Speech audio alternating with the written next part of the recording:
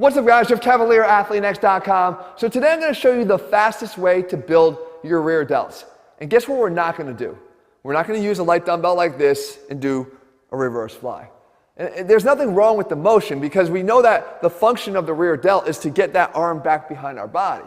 But if you always do it in this straight arm fashion, which I've actually talked about here on this channel before, you're limiting the amount of activation of the rear delt. You're limiting the capacity of the rear delt to actually perform the lift.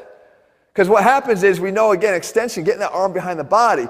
If I just take my arm and I do it straight, anatomically I'm limiting the amount of extension I can get of my humerus behind my body versus if I actually change the position, bend the elbow, and keep going back. I get much more extension of the arm back behind my body than I do when I go straight. Good. So that would say, well, this is probably a reason why you wouldn't want to do the rear delt fly, but there's another reason why you wouldn't. Because the rear delt, like the middle delt and front delt, it has a high capacity to handle some load. It's not the weak link that it's made out to be, where, oh, I can only handle 5-pound and 10-pound dumbbells to do it. Guys, it's got a lot higher capacity for strength if you allow it to. But when I take this and I do a straight arm reverse fly, what I'm doing is, because I'm increasing the moment arm by extending the elbow out, on the rear delt, I'm dramatically inhibiting its ability to lift any type of weight. Because it's very difficult. This 5-pound weight gets heavy when I lift it out straight like that. So what we do is we don't worry about keeping it straight. We want to get into a bent arm setup. And the best way to do this is actually with the classic back exercise, and that's the seated row. No doubt this exercise will build your rear delts as fast as possible because we're going to be able to load it appropriately. Now, there's a few things you're going to have to do though. If I were to get into a seated row setup here, now this is different than what you might see at a gym where you have the plate, you can put your feet on it. But this is what I have to do here. This is my counterforce for my feet.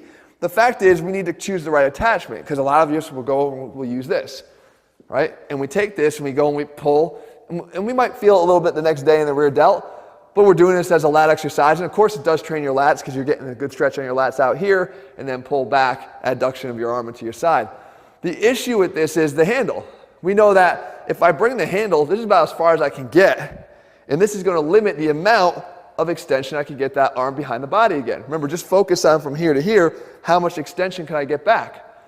If this handle is used, we're going to get stuck here. Now, you might say, well, just use a straight bar. All right, well, if I use a straight bar, instead of being stuck here, right out here, now I can get to about here. But what this doesn't solve is the secondary issue here, and that is the fact that it still keeps our elbows tight to our side. And I mentioned this being a lat exercise. The more tight to your side your elbows are, the more activation of the lats in favor of the rear delt. The way that we want to get our rear delt to take over here and do as much of the work as possible is to get those elbows out high. Get out of adduction. Get out of what the lats do. Let the rear delts do the extension of the arm. So what we do then is we add the long bar attachment. That's just going to get us the best effect because the long bar will allow us to grab out wider, which is going to take our arms away from our body here out of adduction. All right, so this is what it all looks like when we play it out for real. We obviously have a lot heavier weight than anything we would handle in some rear delt fly setup. We sit up nice and tall, arms are out wide, and we're going to try to get this upper arm back as far behind our body as possible. Okay? And again, the elbows are high. They're not tucked in down here. They're high.